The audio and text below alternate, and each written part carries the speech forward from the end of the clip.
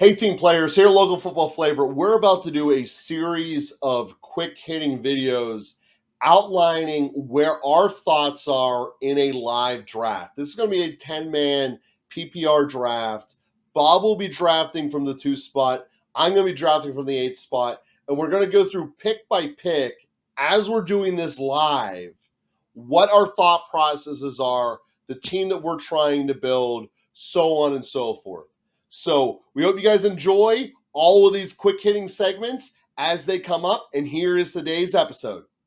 All right, folks. So based off of what Joe was saying, we're going to take a look at our decision process for making our selections here.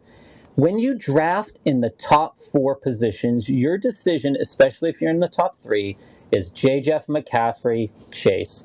And I think on a year-to-year basis that it is very important to go running back in the first round.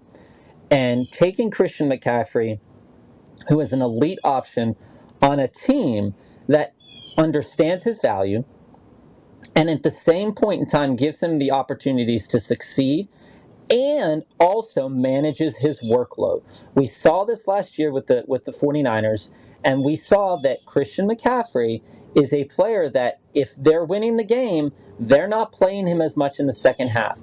And so he's going to be healthier, we hope, throughout the entirety of the season.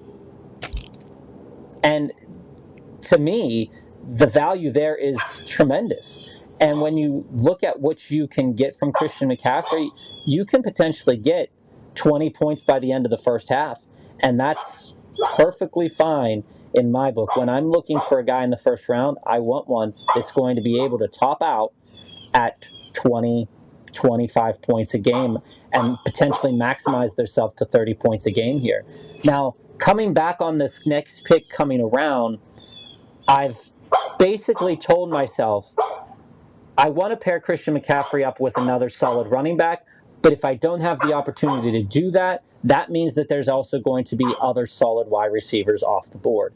And as I look at what's happening now in this position in the draft, I'm more likely going to be able to get 2 solid wide receivers or some of those back end those back end tier 2 running backs that we have talked about in a couple different videos in the name of Derrick Henry and Josh Jacobs, that while they are names, there's a good chance they could perform, but you might be a little bit disappointed in them. So that's what you have to watch out for at the turn here. So I also have a choice to make a positional advantage and get a top tier quarterback. So let's see what it shakes down here. All right, there goes Amon-Ra. So I am going to take Derrick Henry there. And like I said, the decision of Derrick Henry is simply a decision to pair Derrick Henry with Christian McCaffrey and have potentially 2 top 15 running backs with the opportunity to get 1,000-yard rushers out of both. We know that Derrick Henry is going to be used.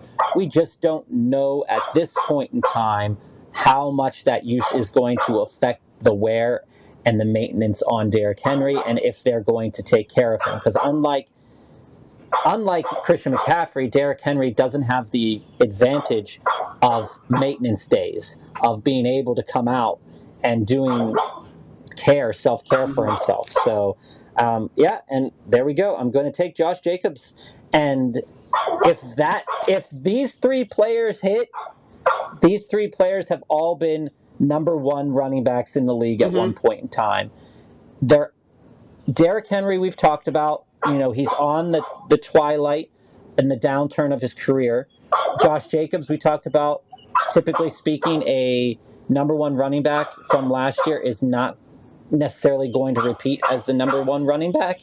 But taking him as a 3rd running back, we'll see what happens at wide receiver.